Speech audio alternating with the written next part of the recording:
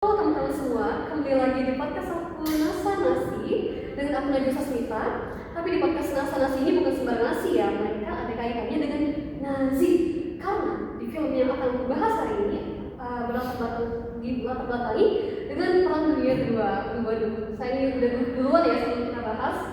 Nah, jadi ada pembahasannya lebih akurat, konkret, dan valid banget nih. Saya bawa 3 teman bicara kita.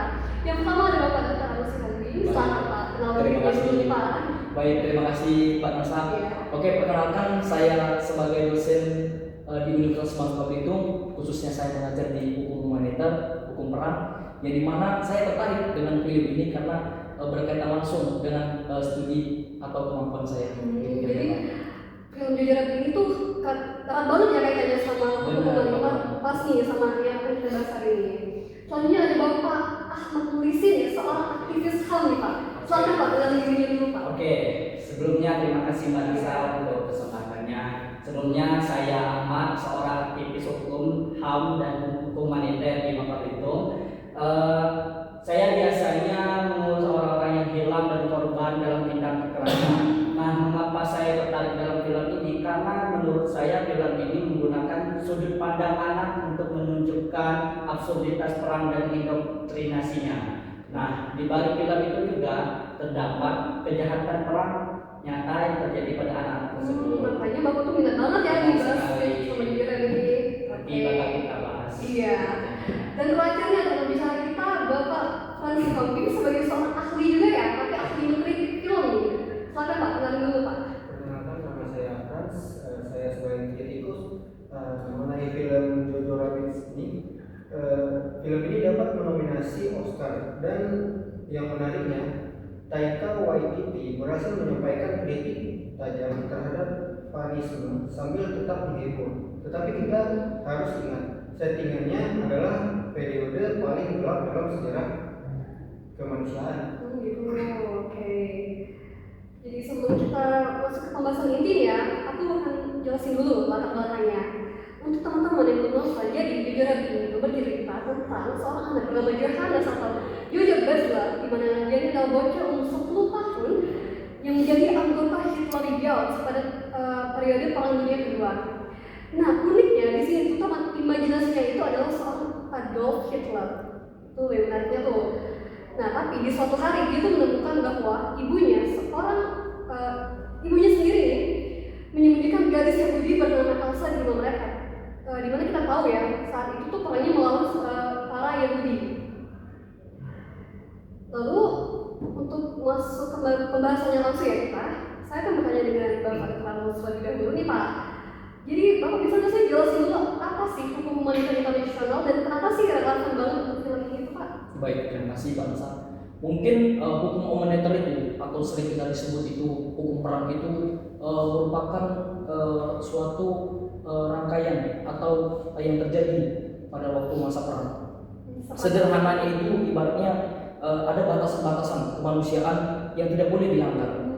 Jadi ada 2 pilar utama. Yang pertama itu terdapat di Konvensi Den Haag tahun 1007 yang mengatur cara berperang, senjata yang boleh dipakai dan juga siapa yang boleh diserang dan sebagainya. Terus yang kedua ada di Konvensi Janawar tahun 1949 yang fokus pada perlindungan korban perang ataupun tentara yang terluka ataupun dari lawan perang dan juga terkait warga sipil yang terkena dampak dari perang tersebut. Jadi hukum humanitar ini kaitannya dengan perang itu sendiri dan perlindungan dari hukum hak asasi manusia itu ya Pak ya. Oke, Mbak Nasa, mungkin dari saya ada tambahan sedikit. Perlu kita catat bahwa Konvensi Jenewa itu baru diresmikan pada tahun 1949 setelah Perang Dunia Kedua. Nah, prinsip-prinsip dasarnya sudah ada sebelumnya. Namun Konvensi Jenewa 1949 ini sudah mengatur soal tawanan perang dan orang sakit. Jadi Nazi sebenarnya tahu ada aturan-aturan ini, tapi mereka mengabaikannya secara sistematis dan seenak-enaknya. Betul.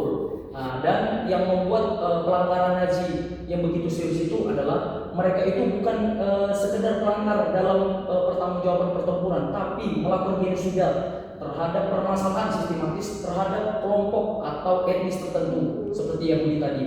Nah, dan ini kemudian diadili di pengadilan Nuremberg tahun 1949 sampai tahun 1846 yang menjadikan tongkat penting dalam hukum pidana internasional. Jadi itu sejarahnya ya kaitannya sama ini. Nah terus Pak Amos, apa sih 3 prinsip dasar yang harus kita pegang saat menonton jujur ini Pak? Baik, mungkin ada yang pertama itu adalah prinsip pembeda, yang dimana harus kita membedakan antara kombatan tentara yang bertempur dan warga sipil, atau warga sipil itu tidak boleh dijadikan sebagai tentara. Terus yang kedua itu adalah prinsip proporsionalitas, yang dimana serangan militer harus sebanding dan tidak boleh menimbulkan kerugian terhadap warga sipil yang berlebihan dibandingkan keuntungan militer yang didapat. Terus yang ketiga itu, yang terakhir adalah larangan perlakuan terhadap tindak ketidakmanusiawian yang Manusiawi gitu ya. ya benar. Jadi mana siapapun yang sudah tidak bertempur, baik tentara ataupun yang menyerang, terluka ataupun warga sipil, harus diperlakukan secara manusiawi. Lalu tidak boleh ada penyiksaan, sekalipun itu eksekusi sewenang-wenang, dan juga perlakuan yang merendahkan manusia. Begitu kira-kira. Dan semua prinsip ini dilanggar oleh film ini, di dalam film ini. Meski dikemas dengan cara yang tidak ekspresif, itu juga yang membuat film ini kita tertawa, tapi sebenarnya kita sedang menyaksikan kejahatan perang itu. Jadi di film jujur itu banyak pelanggaran yang terjadi itu ya, padahal nggak boleh biar warga sipil sama sekali. Nah jadi kita mulai dari tokoh utama nih ya, si Jojo nih.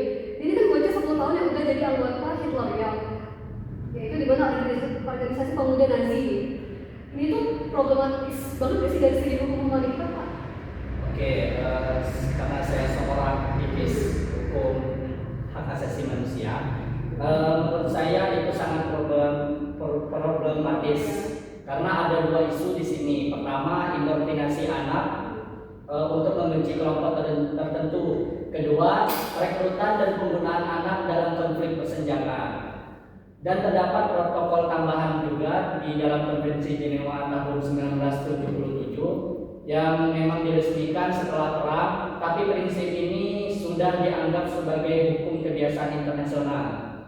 Jadi anak di bawah 15 tahun itu tidak boleh direkrut ke angkatan bersenjata, Mbak Nasa.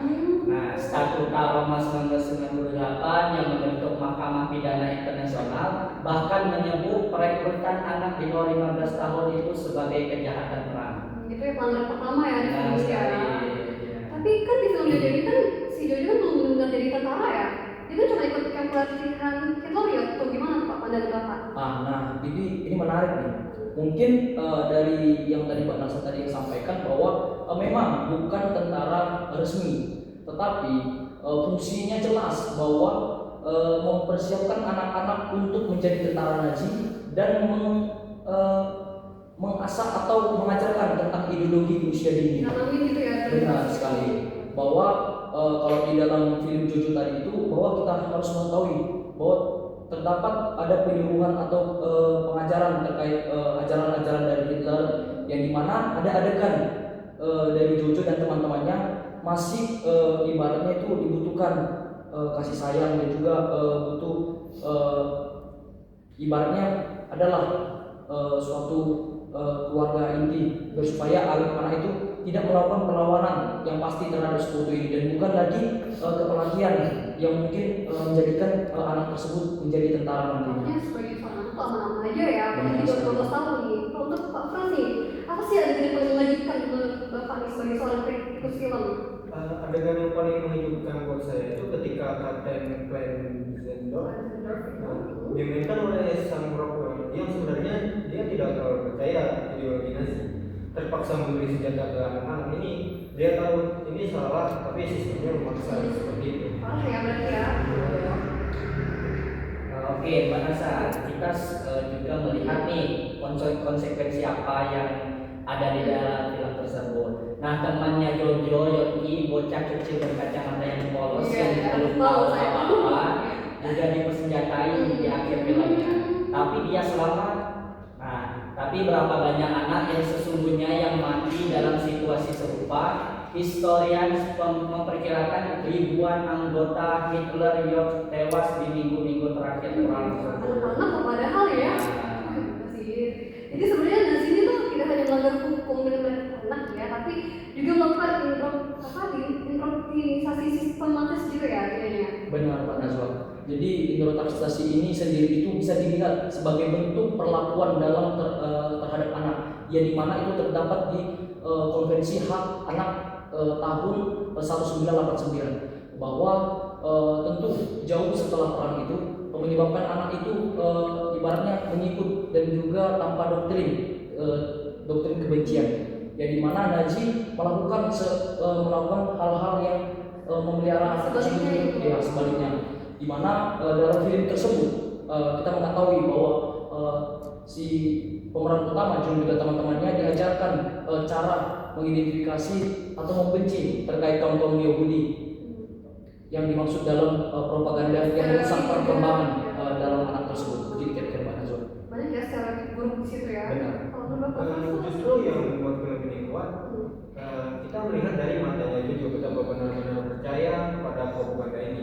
Filter imajinasinya yang dimainkan oleh Taika Waititi sendiri adalah presentasi dari indoktrinisasi tadi yang sudah mendarah dari. Lumayan ngeri juga ya, propaganda dari Nazi itu sendiri. Nah lanjut, setelah Jojo ini kita sekarang soal Elsa nih ya, soal anak yang tadi disembunyiin sama si ibunya Jojo. Dari perspektif hukum humanitas sendiri, apa sih status dari Elsa ini? Baik, terima kasih Pak Nazwa. Saya sendiri melihat bahwa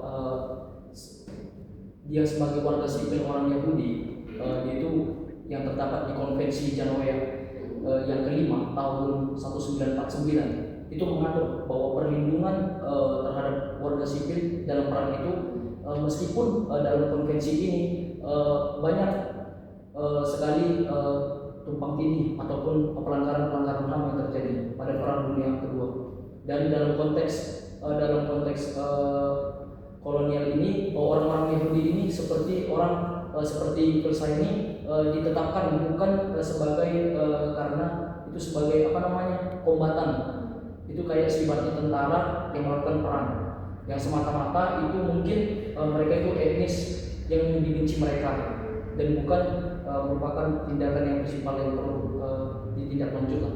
Jadi intinya Elsa itu warga sipil harus dilindungi banget ya, apalagi dia Yahudi. Oke Mbak Nasa, tapi perlu kita pahami juga kebijakan Nazi ini terhadap orang Yahudi bukan kebetulan atau efek samping perangnya. Namun ini adalah program sistematis untuk memusnahkan seluruh kelompok etnis atau biasa disebut final solution. Solusi terakhir Karena mereka solusi akhir adalah eufemisme untuk pembantaian massal. Nah, Elsa dan keluarganya pun seharusnya dilindungi sebagai warga sipil. Alih-alih mereka itu diburu, dipaksa tinggal di ghetto, lalu dikirim ke kampung konsentrasi. Ini pelanggaran berat sih terhadap hukum humaniter menurut saya sebagai seorang aktivis. Nah terus tindakan rasisme si ibunya Jojo ini menurut kalian ya, yang menyembunyikan Elsa itu tuh legal nggak sih dari sudut pandang hukum humanitar Pak Agus? Baik, itu pertanyaan menarik. Dari perspektif dari hukum humanitar, proses ini melakukan hal-hal yang benar secara moral, bahwa melindungi warga sipil dari tindak perang itu dinilai dari perspektif hukum Nazi yang saat itu melakukan tindakan yang ilegal dan mengancam terhadap hukuman mati. Benar. Disitulah kita berbicara soal hukum yang jahat, yang dimana hukum Nazi ini yang mewajibkan melaporkan orang Yahudi adalah hukum yang bertentangan adalah prinsip-prinsip kemanusiaan yang universal, yang dimana kalau itu adalah kemudian yang menegakkan hukum domestik yang tidak bisa dijadikan pembenar untuk kejahatan manusia yang terjadi perang pada waktu perang Nazi. Tapi legal ya sebenarnya secara moral nih. Benar. Nazi yang paling katanya yang salah banget nih melanggar. Kalau Bapak sendiri gimana Pak? Dalam film ini menggambarkan dengan sangat baik dilema moral korupsi. Dia tahu resikonya dan kita melihat konsekuensinya. Ketika dia Jadi kayak eksekusi ya. Eksekusi itu dia tetap melakukannya karena secara moral itu yang benar. Oke Mbak Nasa, ada adegan nih di mana ketika Jojo itu menemukan sepatu ibunya di alun-alun, dia itu digantung oleh Gestapo. Dia adalah salah satu momen paling kuat dalam film tersebut. Nah, iya benar. Rosi tersebut dihukum mati karena apa? Karena dia melindungi seorang anak. Iya, ini menunjukkan betapa terbaliknya sistem hukum Nazi tersebut. Jadi sebenarnya orang-orang seperti Rosi ya, yang menyembunyikan orang Yahudi itu sebenarnya sedang menegakkan hukum humanitar yang sesungguhnya, bukan sih, atau gimana Pak? Jadi secara substansial itu mereka itu disebut sebagai Rots among the Nations, yang dimana orang-orang besar di antara bangsa-bangsa, yang dimana museum di Israel itu mencatat lebih dari 27.000 orang non-Yahudi yang menyelamatkan orang-orang Yahudi itu dengan resiko nyawa mereka sendiri, yang dimana mereka adalah pahlawan hukum kemanusiaan, yang dimana meskipun menurut hukum Nazi itu mereka adalah seorang penjahat bagi seorang Nazi. Dalam hukum humanitar tuh mereka udah pahlawan ya, benar-benar banget yang menegakkan hukum humanitarnya. Nah lalu ada adegan nih dimana menegakkan banget ya, ketika Gestapo nih, polisi rahasia Nazi datang menggeledah rumah Jojo. Itu tuh sebenarnya bagaimana sih dalam perspektif hukum humanitar tuh Pak Ahmad? Oke, sebelumnya Gestapo ini adalah salah satu institusi paling brutal dalam rezim Nazi tersebut. Mereka itu beroperasi di luar hukum normal, bisa menangkap, menyiksa, serta mengeksekusi orang tanpa proses hukum yang layak. Nah, ini jelas melanggar prinsip-prinsip hukum humaniter. Juga dilanggar itu ya Pak? Ya, nah konvensi Jenewa ini juga mengatur juga bahwa bahkan dalam perang ada standar minimum perlakuan terhadap siapapun yang ditahan. Jadi mereka itu berhak atas proses hukum yang adil, tidak boleh disiksa dan harus diperlakukan secara manusiawi. Gestapo itu melanggar semua ini. Ya, padahal sudah diatur dalam konvensi Jenewa. Mereka sama parah gitu ya, bisa segala macam.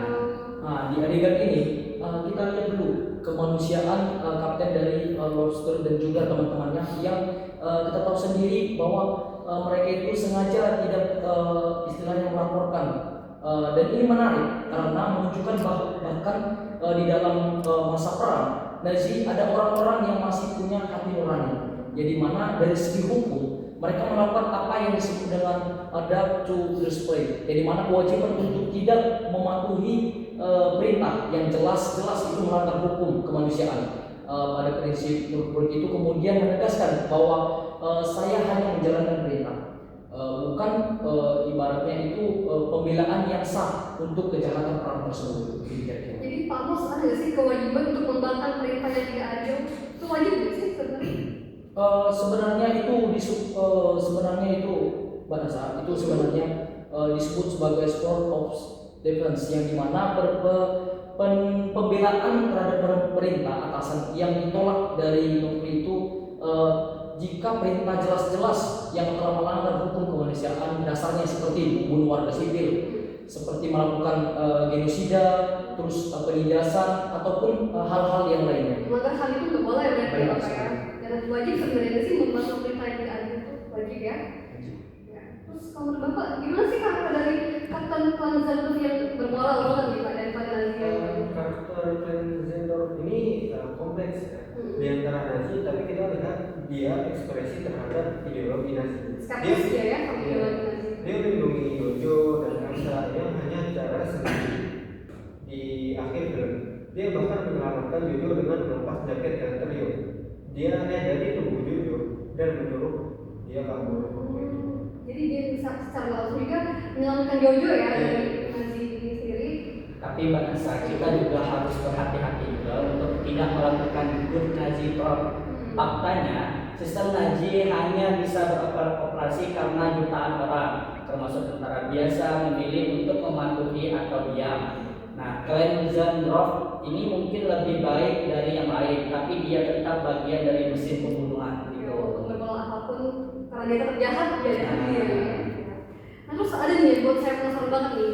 Di film itu kan ada adegan Gestapo yang menginterogasi Jojo dan hampir ketahuan nih soal Elsa. Sebenarnya taktik interogasi dari Gestapo ini tuh sebenarnya melanggar hukum humanitar nggak sih?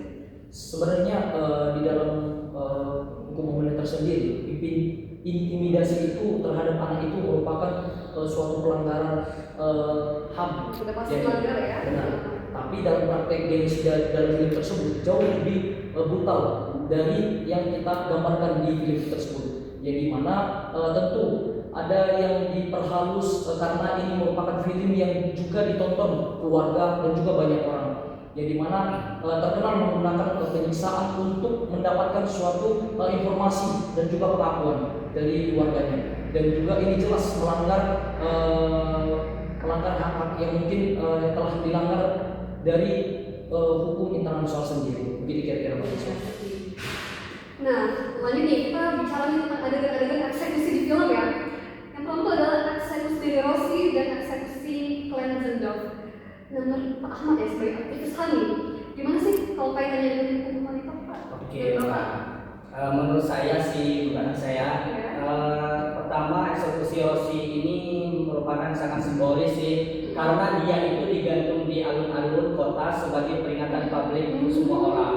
Nah, ini adalah eksekusi tanpa pengadilan yang layak. Dia itu dianggap sebagai pengkhianat karena membantu orang Yahudi. Nah, dari perspektif hukum wanita itu sendiri, bahkan pengkhianat atas mata-mata punya hak atas pengadilan yang adil. Terdapat di pasal 3 umum dari Konvensi Jenewa yang mengatakan bahwa yang berlaku dalam semua situasi melarang eksekusi tanpa putusan pengadilan yang teratur. Rossi tidak mendapatkan proses hukum apapun. Ya. Kalau menurut Bapak Amos gimana sih Pak? Baik, mungkin dari yang tadi Ahmad tadi sampaikan itu bahwa dari eksekusi publik itu seperti yang dimaksud itu menimbulkan yang namanya penyiksaan atau pengurangan dari warga sipil. Jadi mana ini merupakan pelanggaran prinsip bahwa warga sipil itu harus dilindungi dan dari intimidasi dan kekerasan yang tidak diperbolehkan selama perang. Dan di akhir film itu kita melihat bahwa sudah dikuasai oleh sekutu dan tentara-tentara Nazi. Yang dimana termasuk juga kaptennya itu yang juga merupakan problem mereka yang telah melakukan kejahatan yang berat terhadap tentara yang menyerang pada grup yang dimana sebagian tawanan perang itu bahkan yang diadili itu benar-benar dieksekusi dan bukan dieksekusi di tempat, melainkan di macam-macam tempat. Jadi mereka nggak benar ada eksekusi itu ya. Jadi bahkan Nazi juga yang menyerang tuh harus diadili dengan benar ya. Benar, karena ini yang membedakan antara sistem hukum dari pembalas dendam dan dari kapten tersebut yang merupakan sebagai contoh tragedi yang sangat kejam. Dan bahkan para pimpinan Nazi itu diadili dan diberi kesempatan untuk membela diri dan juga diputuskan berdasarkan bukti. Dan ini merupakan standar yang harus ditegaskan atau bahkan diberikanlah kepada musuh untuk memusnahkan musuh sekalipun. Baik, nah menurut seorang ahli penerbit film nih Pak, kalau menurut Bapak gimana nih Pak? Film ini tidak menunjukkan real atau proses hukum. Freddy itu langsung ditembak. Tapi saya rasa ini juga menunjukkan kekacauan di akhir perang. Rule of law sudah runtuh di mana-mana. Sudah Tetapi kalau kita ingat juga ya bagi saya, meski sekutu akhirnya menang dan mengadakan Nuremberg Trials, sekutu sendiri juga melakukan tindakan-tindakan yang bisa diperdebatkan dari segi hukum humaniternya. Nah, Contohnya gimana tuh? contohnya seperti pemboman Dresden ini misalnya menewaskan puluhan ribu warga sipil, tidak ada pihak yang benar-benar bersih dalam perang Sebenarnya tersebut. sisi buruk sisi baiknya gitu lah ya. Nah, sekali. Tidak ada bersih. Nah, tapi kan tetap ada nih perbedaan antara tindakan perang yang mungkin melanggar proporsionalitas dengan genosida sistematis itu gimana sih? Nah, tentu saja ada beberapa teori mungkin yaitu mungkin abstraksi pelanggaran yang dimana Spektrum pelanggarannya gitu ya, ya. benar. Yang dimana pengorbanan yang menimbulkan korban sipil yang berlebih itu adalah pelanggaran yang serius atau pelanggaran yang berat. Tapi itu tidak sebanding dengan program genosida yang sengaja dirancang untuk memusnahkan seluruh kelompok atau etnis tertentu. Yang dimana ini merupakan hal-hal yang perlu dihindari pada waktu perang Jadi terjadi. ada istilahnya tuh crime against humanity and genocide gitu ya. juga penting sih Mbak Nisa untuk konteks modern saat ini, karena prinsip-prinsip yang dilanggar Nazi ini merupakan larangan genosida, pelindungan warga sipil, larangan penyiksaan. Nah, sekarang itu menjadi fondasi hukum humaniter internasional karena kita belajar dari Holocaust bahwa dunia itu harus mempunyai mekanisme untuk mencegah dan menghukum kejahatan kemanusiaan. Kita udah bahas ya dari apa pelanggaran-pelanggarannya itu gimana dari kejujuran ini. Nah, untuk Bapak Fon sendiri, gimana Pak sebagai seorang kritikus film? Menurut Bapak apa sih pesan utama dari kejujuran ini Pak terkait hukum humanitar dan kemanusiaan? Taika Waititi ini sangat cerdas. Dia menggunakan komedi untuk membuat kita menurunkan pertahanan psikologis kita. Kita tertawa dan absurditas Nazi tadi kan. Tapi kita ditampar dengan realitas kejam, eksekusi Rossi, anak-anak dipersenjatai, kayak representasi. Misalnya sederhana tapi kuat. Kebencian itu dipelajari, bukan bawaan. Jojo benci orang Yahudi karena diajarkan untuk benci. Kita ketika dia mengenal Elsa sebagai manusia, kebenciannya runtuh. Ini relevan dengan hukum humaniter karena di hukum humaniter ini ada pengakuan bahwa semua manusia punya martabat yang sama. Oke, tambahan dari saya. Boleh, silakan, Pak. Untuk film ini juga menunjukkan bahaya indoktrinasi dan propaganda.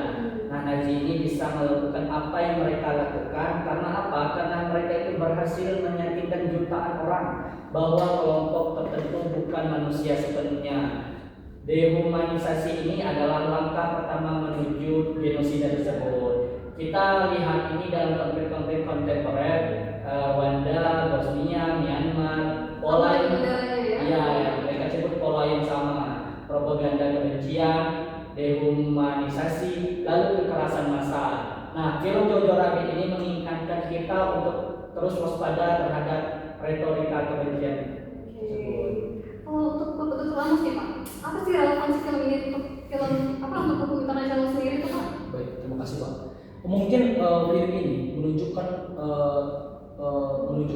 bahwa hukum humaniter sendiri itu bukan hanya sekedar aturan hukum Teknis ya, yang tadinya itu melindungi kemanusiaan dalam situasi paling ekstrim, yang dimana prinsip-prinsip yang dilanggar Nazi mulai dari pembeda antara kombatan dan sipil dan juga langgaran penyiksaan, perlindungan anak dan masih sering dilanggar dalam konflik perang ini. Relevan ya di modern sekarang ini ya. Benar.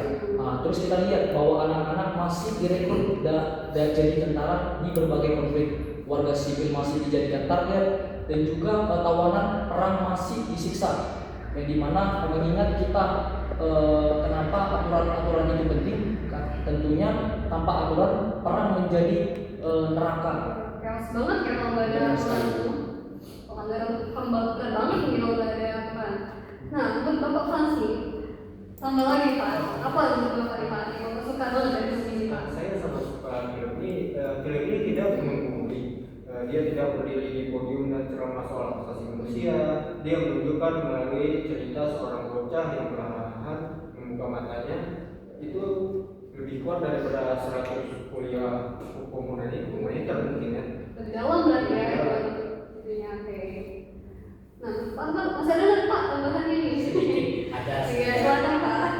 Kita belajar sih dari karakternya Rossi yang mengingatkan kita ini bahwa dalam sistem paling jahat sekalipun individu itu masih mempunyai pilihan.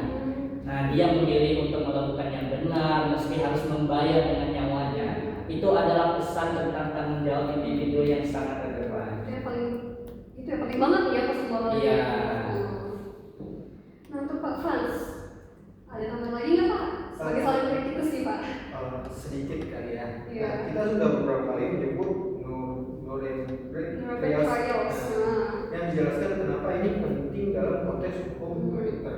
Bisa Pak Mas? Baik, begini.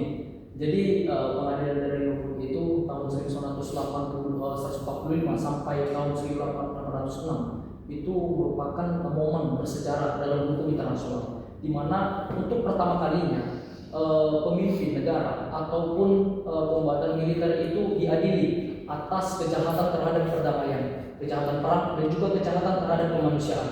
Yang dimana ada 3 prinsip dari yang dilahirkan. Yang pertama itu adalah individu bertanggung jawab secara pribadi atas kejahatan internasional.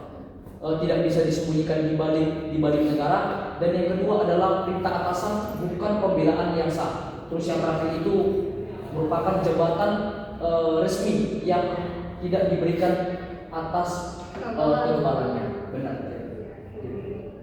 Nah untuk Pak Mas, ada nggak sih tambahan lagi nih Pak dari pernyataan Bapak Dr. Amos nih sebagai salah satu di Pak?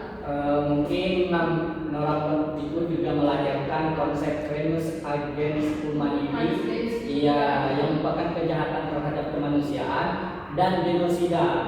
Holocaust bukan sekedar kejahatan perang biasa, tapi dikategorikan baru upaya sistematis untuk kita memusnahkan seluruh kelompok etnis. Dan dari menurut juga kita dapat konvensi genosida tahun 1948, deklarasi universal HAM 1948, dan akhirnya Mahkamah Pidana Internasional 2022. Semua ini adalah reaksi terhadap kengerian yang terjadi dalam perang dunia kedua. Ya, hukum yang lahir dari perang dunia kedua ini. Jadi tanpa Holocaust dan perang dunia kedua nih, hukum humaniter modern itu nggak akan seperti sekarang loh. Gimana tuh Pak? Nah, sayang ya, begitu hukum internasional ini sering berkembang sebagai respon terhadap tragedi. Konvensi Jenewa merespon bahwa Jenewa 1949 itu diresmikan karena dunia melihat ada yang namanya kekejaman perang pada waktu Perang Dunia Kedua yang berkata ini tidak boleh terulang lagi. Protokol tambahan tahun 1997 itu menegaskan bahwa munculnya setelah Perang Vietnam dan juga konflik dari berbagai negara itu, Statut Roman juga dibentuk.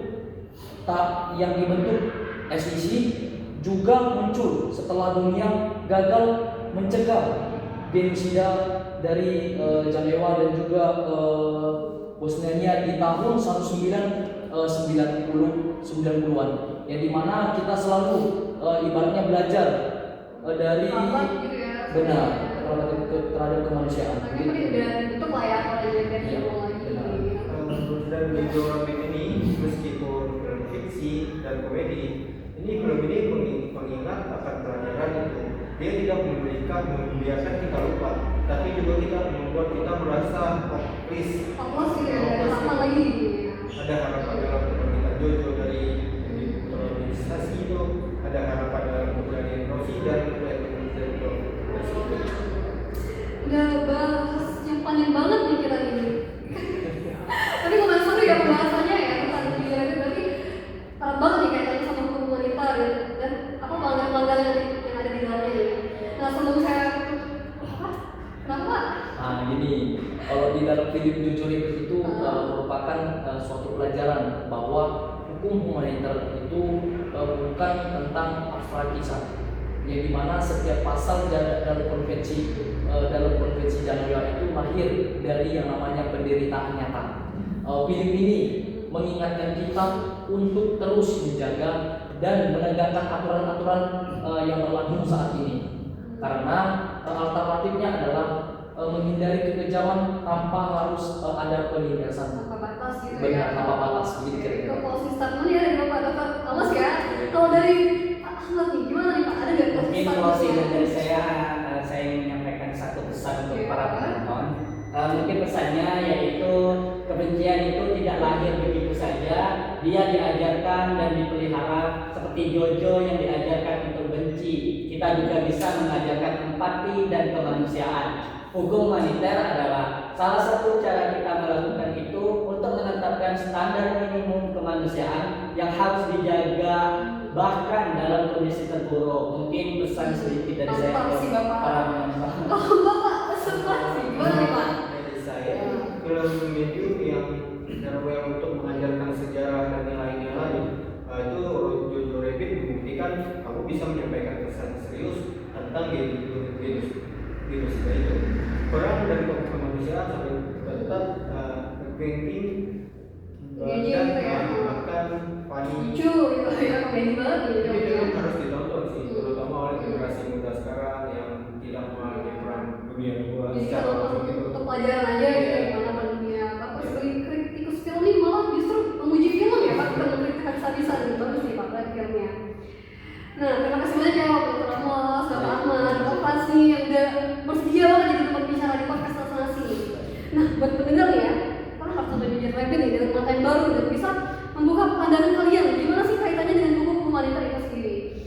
balik komedi dari film ini sendiri tuh ada pelajaran dalam nih tentang kemanusiaan, hukum, dan tanggung jawab moral bagi kita semua. Unik ya? Hukum humaniter ini bukan hanya membatasi kemenangan dalam perang, tapi juga untuk memastikan bahwa dalam mengejar kemenangan kita tidak kehilangan kemanusiaan kita. Mungkin sekian ya dari podcast kita kali ini. Bye semuanya. Dan Ajo. berapa menit tuh? 40 menit. Hah? 35. Woi, lumayan loh. Gila, jangan. Nah, jangan. Ya Allah, nah. Ah, belum